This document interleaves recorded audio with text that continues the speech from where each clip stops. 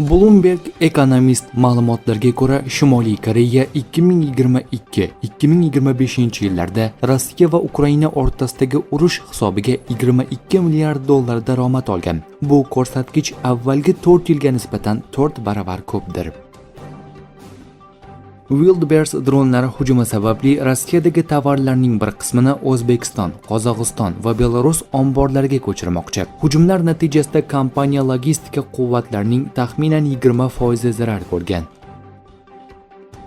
Axios nashri muxbiri Ravit vositachi mamlakatdagi bir diplomatga tayanib xabar berishicha, Eron muzokarachilari Ummon va AQSh bilan tuzilishi kutilayotgan kelishuv yuzasidan Eron Oliy Milliy xavfsizlik kengashining yakuniy tasdig'ini kutmoqda. Diplomatning ta'kidlashicha, kengash ushbu kelishuvni ma'qullashi kutilmoqda. Dnepropetrovsk viloyatidagi yirik Ukraina logistika markaziga Rossiya Geran dronlari bilan bir qator zarbalar berdi. Ukraina sobiq mudofaa vaziri Mikhail Fyodorov Elon Muskdan Starlinkni harbiy imkoniyatlarini kengaytirishni so'radi.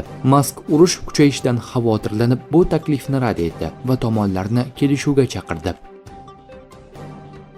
AQSh dengiz blokadasi sababli Eronning neft eksporti to'xtadi. Xark orolidagi terminalda bir haftadan buyon tankerlar ortga qaytarilmoqda. Mamlakat esa omborxonalar to'lib ketgani uchun neft qazib olishni kamaytirmoqda.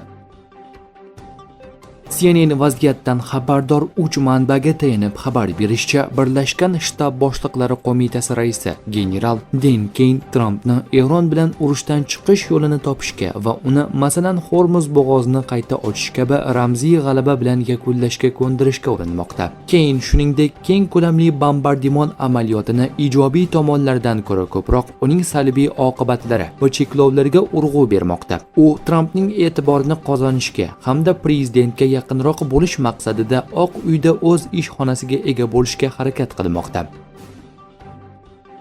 Saudiya Arabistoni valiahd shahzodasi Muhammad bin Salmon, Turkiya prezidenti Rajab Toyyib Erdo'g'an va Pokiston bosh vaziri Shahboz Sharif Makka shahrida juma namozini ado etdi. Eron Islom inqilobi qo'riqchilari korpusi aerokosmik kuchlari tomonidan yo'q qilingani aytilayotgan AQSh va Isroil dronlari hamda qiruvchi samolyotlari aks etgan kadrlarni e'lon qildi.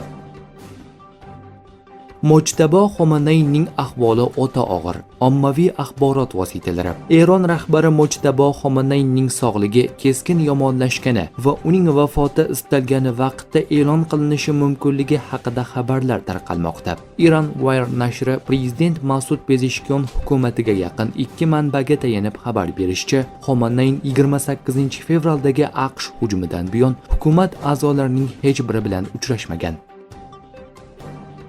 Mojtabo Xomanay rahbarlikni qabul qilib olganidan beri jamoatchilik oldida ko'rinish bermagan va nutq so'zlamagan. Eron rasmiy ommaviy axborot vositalari faqat uning nomidan bir nechta maktubni e'lon qilgan. Hozircha Xomanayning sog'ligi haqidagi ushbu xabarlar Eron rasmiylari tomonidan tasdiqlangani yo'q. Rossiya zarbalari oqibatida Kiyev viloyatida 3 kishi halok bo'ldi va yana 3 kishi yaralandi. Bu haqida Kiyev viloyati harbiy ma'muriyati rahbari ma'lum qildi. Favqulodda vaziyatlar bo'yicha davlat xizmatining aniqlik kiritishicha, halok bo'lganlar orasida 4 yoshli bola ham bor. Rahbarning bayonotiga ko'ra, hujum oqibatida turar joy binosi, xo'jalik inshootlari va avtomobillarga zarar yetgan.